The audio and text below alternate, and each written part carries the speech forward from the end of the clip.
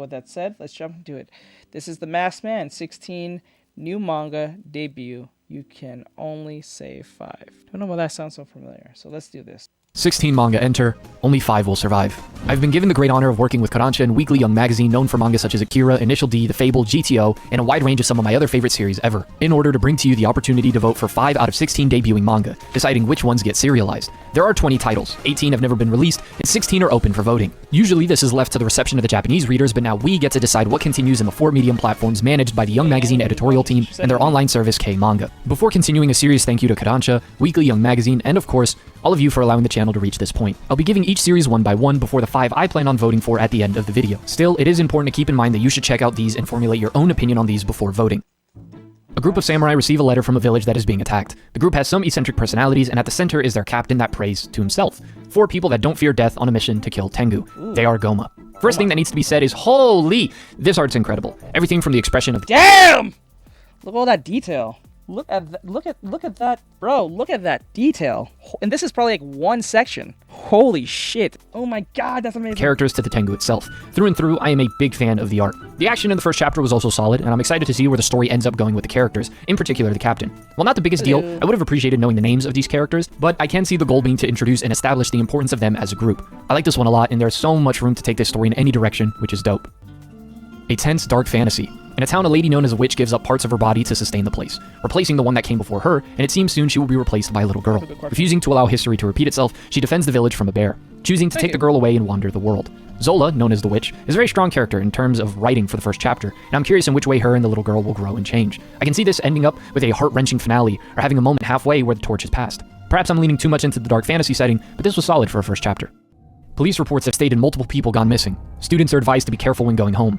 Jun and Makoto, followed by Makoto's dog Taro, encounter a strange door. At first I was worried they would just walk through this thing and break my I forgot, this is a door that takes you to hell or some craziness. suspension of disbelief, but thankfully that wasn't the case. Instead, the door opens, a giant hand pulls them in. On the other side is the most messed up, awesome looking place. At this point, I was hooked. Then the 3 are crucified, and Makoto is poked by this thing and blows up and the dog is melted. Oh my god! Holy shit! Oh my god! Oh my god! Bro, this is crazy, what the hell? Oh my god. Ugh. He is going to be King Yama. And the 2 of them combining, and now Makoto, in a fusion of his best friend and dog, must wander and survive in this hellscape. Yes. Fuck yes. While I do think the story could benefit from an upgrade in art, the creativity and brutality behind it all is amazing, and the design of this thing, whatever it is, I want it, I need it. Oh my god. 2 months ago, a pregnant wife killed her husband. And 1 month ago, a husband killed his pregnant wife.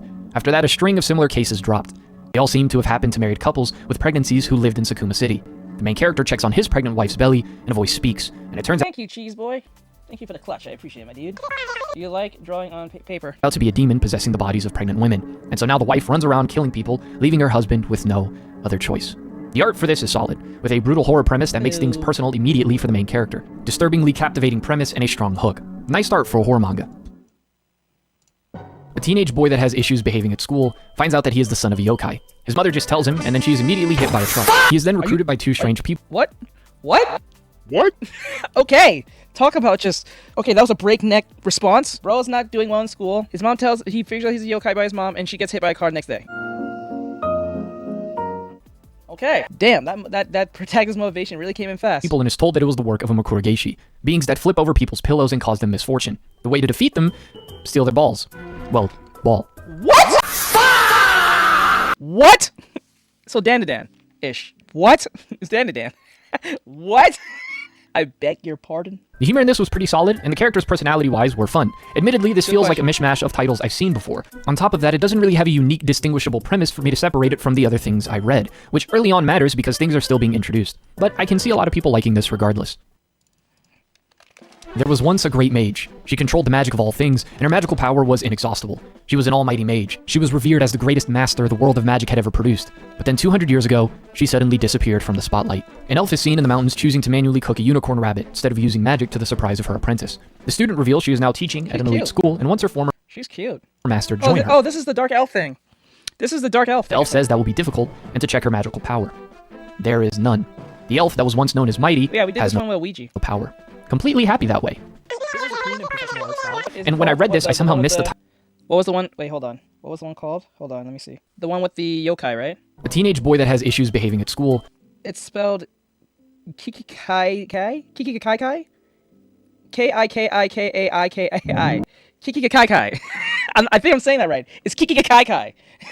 Or Kiki Kai. There you go. And when I read this, I somehow missed the title, so the reveal was a pretty cool twist. Still, I see this being a fun and interesting series.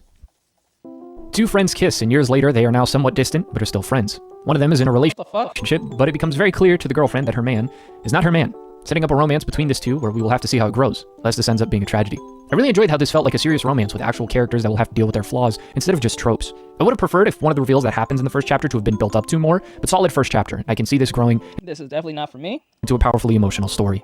A girl goes to visit her great-grandmother, but instead encounters a young woman in a wheelchair, and then immediately after encounters horrors beyond her comprehension. She then learns that her great-grandmother will be dying in 1 year's time, and after she dies, all those spirits will need someone to take care of them. I have no clue where this is going to go, and that's a nice feeling when reading a series for the first time. I'm a big fan of the art style and the horror setting of the story, looking forward to seeing what else the author can do to show off the unique designs in mind while adding more tension to the story. An undead spirit of vengeance is reborn and finds himself in the future. He then encounters a female android who explains her current condition and how she wished she had a soul.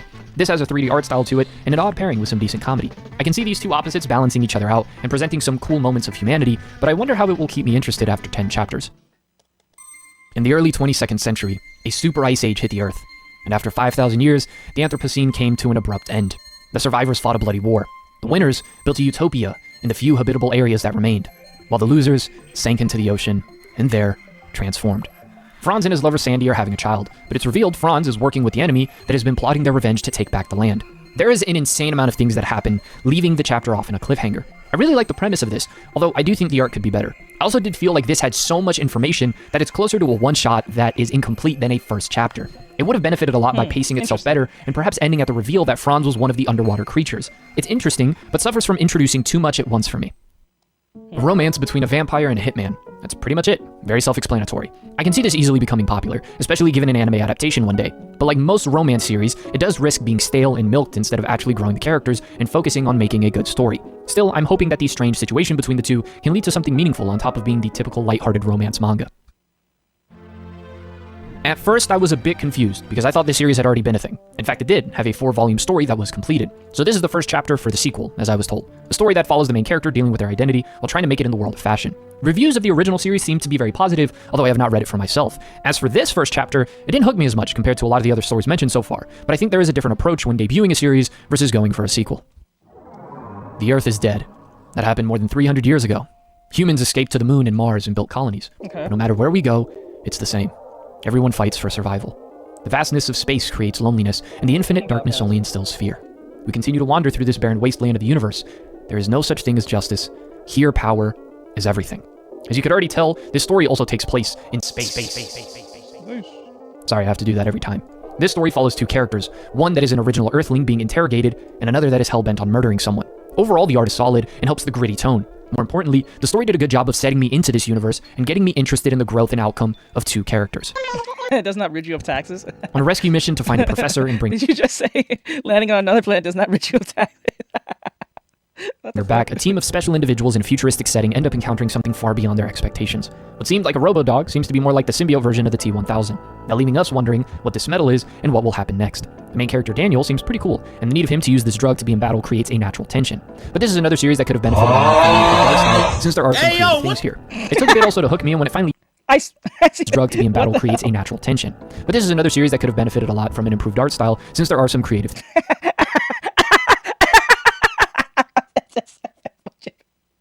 Oh my god. things here. It took a bit also to hook me, and when it finally did, I didn't feel the most invested because I have no attachment to any of these characters or a mystery that hooked me. Still, solid ideas that fleshed out could turn into gold. This is a romance manga about a girl that finds herself not attracted to boys, but to stuffed animals. What? What? Damn, just say you're a furry at this point. Damn, okay. Don't know how I feel about that, but okay. Might as well just be a furry. That's pretty much it. Wow. Gerald, a young man raised by a priest, desires to become a knight, but the priest sees the conflict as something not worth being involved in. The priest is then visited by a man crying for forgiveness as he has killed a soldier, which leads those men to that town, and they lay waste, killing the priest. Now, Gerald wishes to free the world from the curse of God, hence the name of the series. I'm super interested in this one. The art is clean and professional, with an easy-to-digest plot in the first chapter, with lots of potential. So there are all the series. Now how can you vote? You'll be able to vote through Twitter and a special site as follows. On Twitter, each like and repost counts as one vote. Votes are valid across all down thread posts related to the target work. On the special website, you can vote once per day. You can vote for the same work every day or for different works on different days. Both are allowed. Also, you don't have to choose between the methods. You can do Twitter and the special website. Now, as for the 5 I plan on voting for, it would have to be Goma, Into the Dark, The Night of Blasphemy, The Last Terrain, and lastly, The Journey of a Dark Elf with Fading Powers. But make sure to read these and vote for... I would probably pick The Journey of the Dark Elf with the Fading Powers, maybe the Night of Blasphemy, and The Blade That Slaughters God. For the 5 you want. The results will be posted at a later date, and thank you once again to Kodansha and Young Magazine for this amazing opportunity. Alright, so that's the video of the Masked Man. If you guys like this, like, subscribe, share, follow, and comment. If you guys enjoyed this, we did a little bit of reaction here. I'm bringing back the reactions back again. We're going to see where this goes and really this takes us. If you guys like what you see, please follow on the reaction channel here. If you're brand new. But if you also like what the Masked Man is doing, give him a follow in the descriptions. I'll put it in there as well. So with that said, like, subscribe, share, follow, and comment, and I'll see you guys in the next one. Later, guys.